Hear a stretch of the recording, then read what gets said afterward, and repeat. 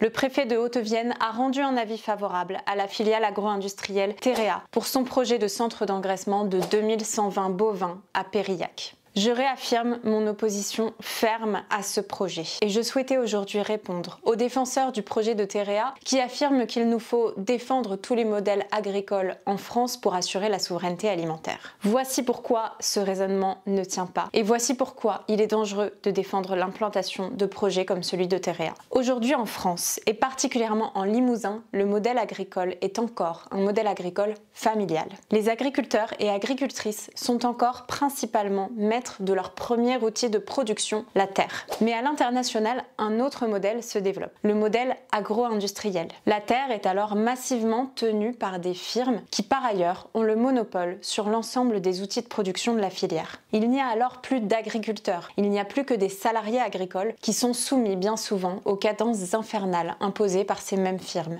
Et ce que nous proposent aujourd'hui les défenseurs du projet de Terea, c'est de défendre tous les modèles agricoles. Et donc de défendre aussi ce modèle agro-industriel, d'ouvrir la porte à ces projets et de faciliter leur implantation. C'est d'ailleurs ce qui se passe à l'Assemblée nationale en ce moment même avec l'examen de la loi Duplon qui propose de faire sauter les seuils des plus gros projets pour faciliter l'implantation des projets agro-industriels. Dans ce cadre, on installe une concurrence déloyale au sein même de notre propre pays. En effet, les élevages familiaux ne tiendront pas la pression face aux élevages de firmes qui par ailleurs auront le monopole sur tous les outils de la filière et les élevages familiaux disparaîtront petit à petit. Et avec eux, les paysages et services qu'ils entretiennent et finalement la vie dans les campagnes. Ce scénario est déjà malheureusement bien engagé dans certaines régions de France. Prenons l'exemple de la Bretagne et de l'élevage porcin. Aujourd'hui, ce sont deux géantes coopératives qui organisent le regroupement des élevages de tailles intermédiaires pour arriver à des structures beaucoup plus grandes et elles en profitent au passage pour mettre la main dessus. Les éleveurs de tailles intermédiaires se font alors absorber et on entre dans un modèle qui est de plus en plus basé sur du salariat agricole. En l'absence de réaction politique, ces deux géantes coopératives pourraient donc avoir la main sur l'ensemble des outils de la filière et en avoir donc le monopole. A l'inverse, l'élevage bovin en France est encore largement basé sur un modèle familial. Il a résisté à l'accaparement de ses outils de production par l'agro-industrie. Mais le projet de Terea est le symbole de ce qui pourrait arriver à l'élevage bovin sur nos terres limousines. La mainmise de quelques groupes sur toute la filière. Alors contrairement à ce que l'on essaye de nous faire croire, ce modèle agro-industriel, il ne soutient pas la souveraineté alimentaire. Déjà parce qu'il exporte largement sa production pour des questions de profit, mais surtout